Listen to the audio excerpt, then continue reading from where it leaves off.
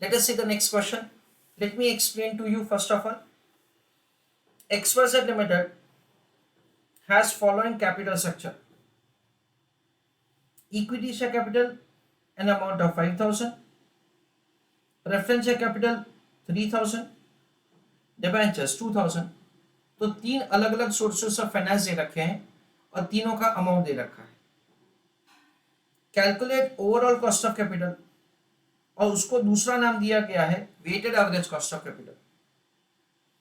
Rate of preference dividend है 15%, rate of interest है 10%, cost of equity है 25% and income tax rate is 40%.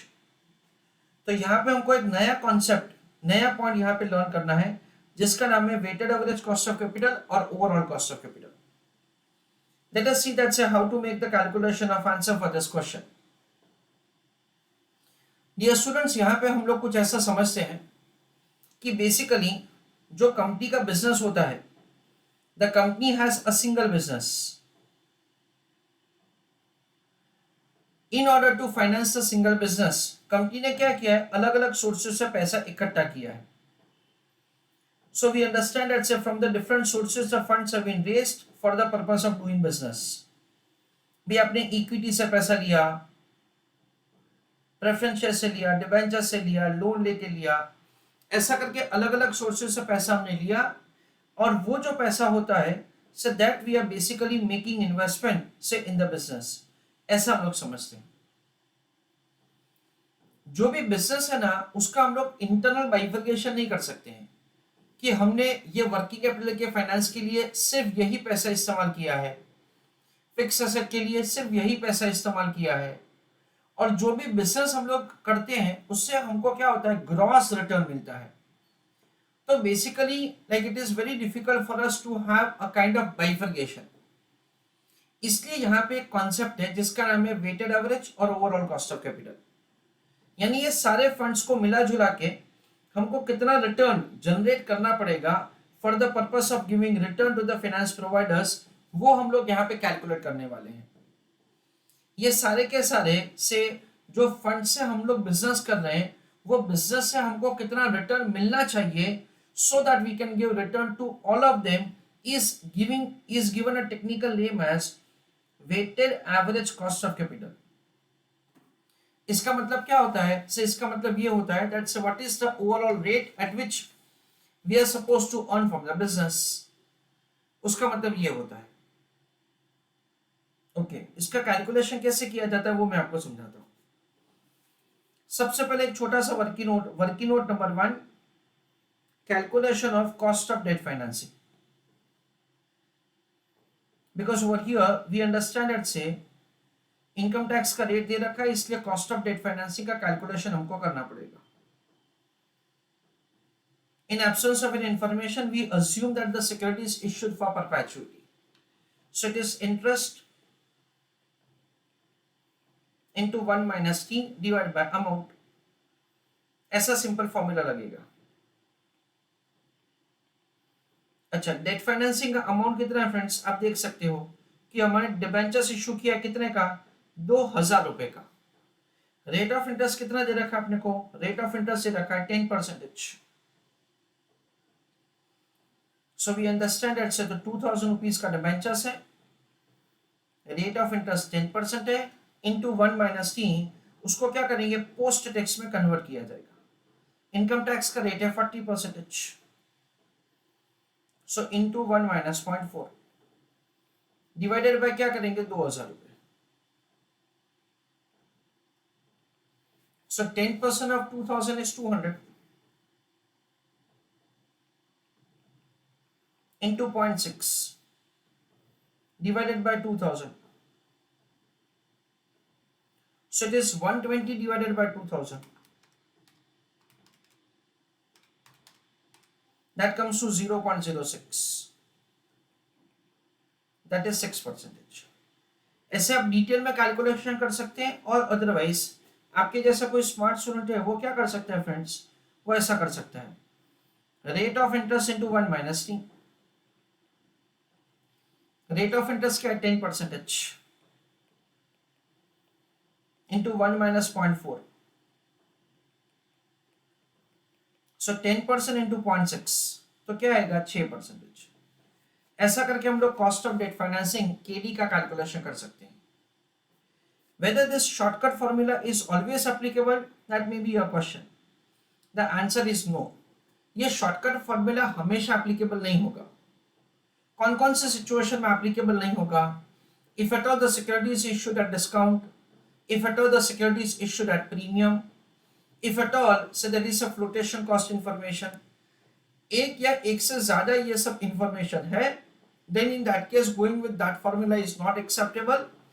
This formula is going to be valid only in a situation wherein the amount received and the amount on which you are supposed to pay interest is going to be same. तो चलो सबसे पहले KD का calculation तो हो गया, that is not very significant. Now I want to give you some important explanation like this. Calculation of the weighted average cost of capital or calculation of overall cost of capital. Let us have understanding that say how to make the calculation of answer. Column number 1 is source of finance. Column number 2 is amount. Column number 3 is weight. उसको proportion ऐसा भी लिखा जा सकता है. Next is cost of capital, weight into cost of capital. ऐसा करके weighted average calculation किया जा सकता है. सोर्स ऑफ फाइनेंस में क्या लिखेंगे? Equity share capital,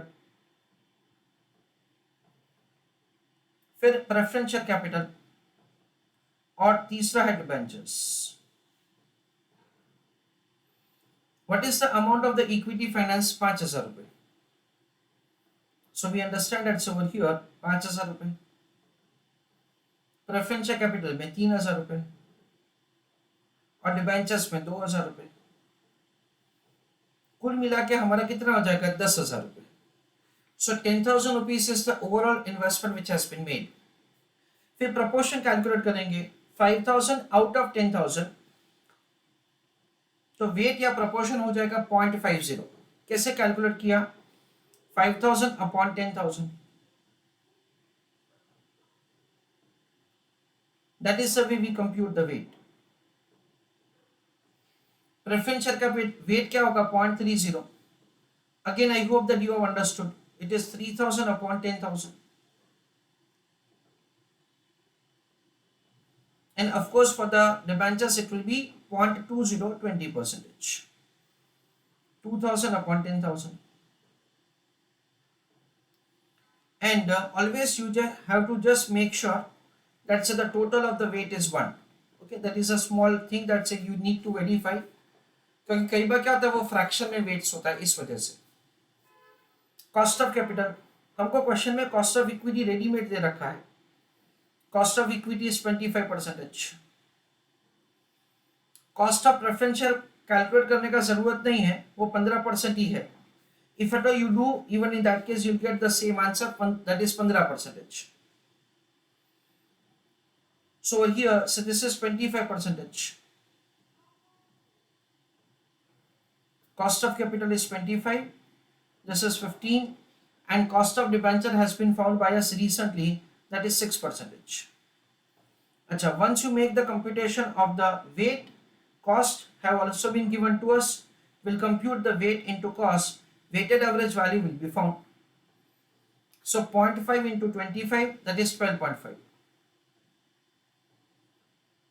0.5 into 25. 0.3 into 15, 4.5.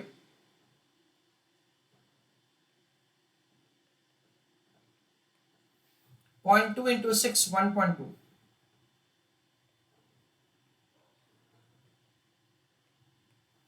ऐसा करके वेटेड एवरेज किया जाएगा. 12.5 plus 4.5 plus 1.2, that is 18.2. That is the weighted average or overall cost of capital. This is the way we are required to make the calculation of answer. Everybody please take down answer.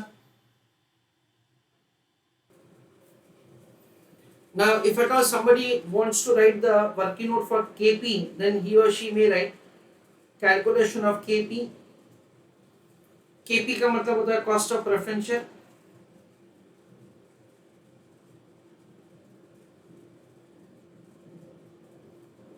Again उसका calculation दो method से हो सकता है।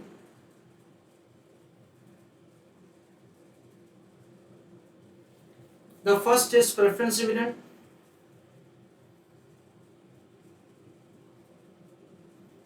Divide by amount.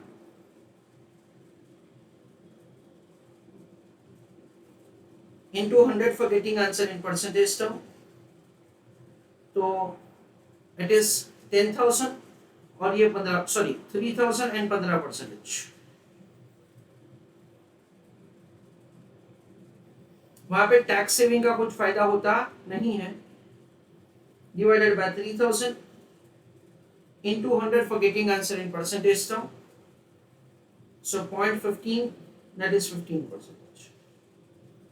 और otherwise again आपके जैसे जो कोई स्मार्ट स्टूडेंट है वो क्या कर सकता है, प्रेफरेंस डिविडेंड का रेट यानी 15%। सर ये मेथड हमेशा लगेगा? Again the answer is no. Sir ये मेथड कब नहीं लग सकता है? अगर issue is at premium, at discount, flotation cost, ऐसा कुछ भी इंफॉर्मेशन है तो ये फॉर्मूला नहीं लग सकता है। This is what we understand as a concept.